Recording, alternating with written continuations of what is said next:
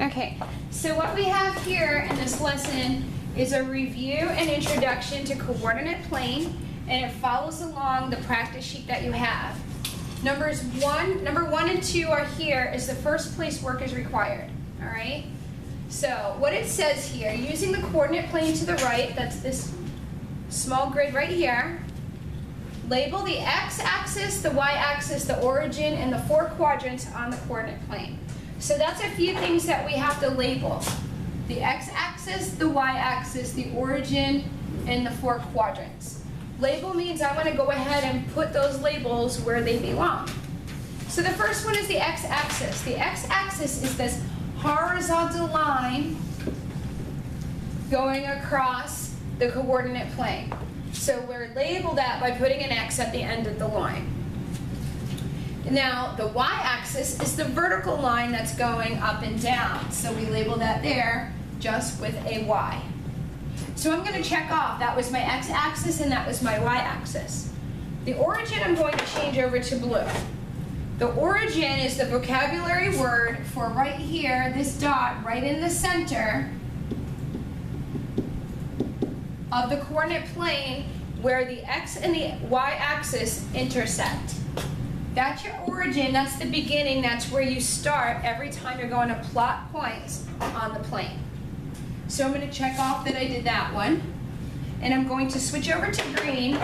For here it says the four quadrants. The four quadrants are these big major square areas that are broken up into those four parts because of the x and y axis intersection. So it takes the whole thing and basically breaks it up into like four pieces or four slices. All right? So when it says to label them, we always start in quadrant number 1. And with these, we always use Roman numerals when we are labeling quadrants. So Roman numeral 1 is the letter I, a big I.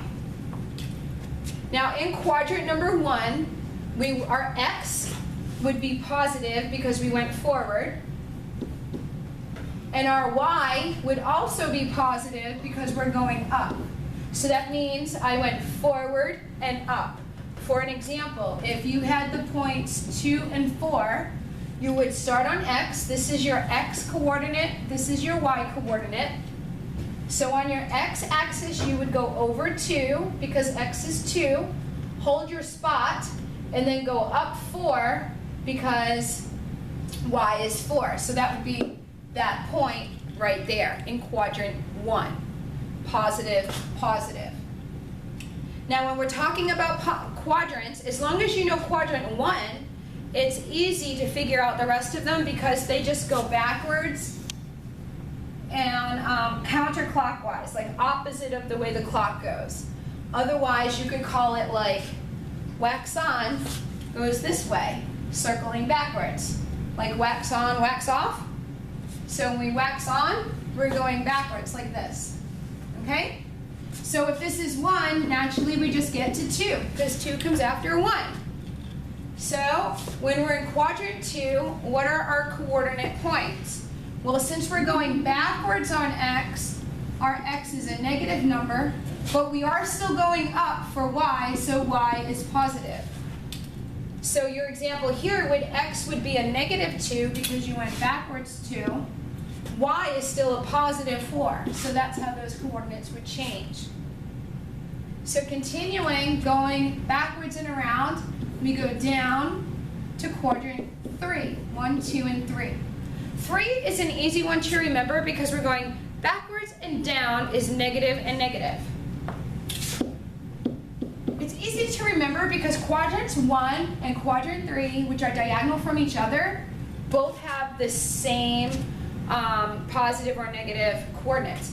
So quadrant 1, both positive, diagonally across, quadrant 3, both negative.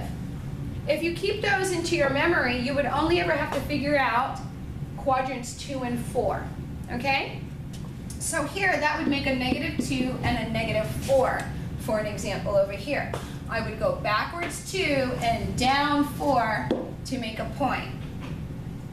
That leaves my last quadrant to be quadrant 4, and 4 in Roman numerals is IV.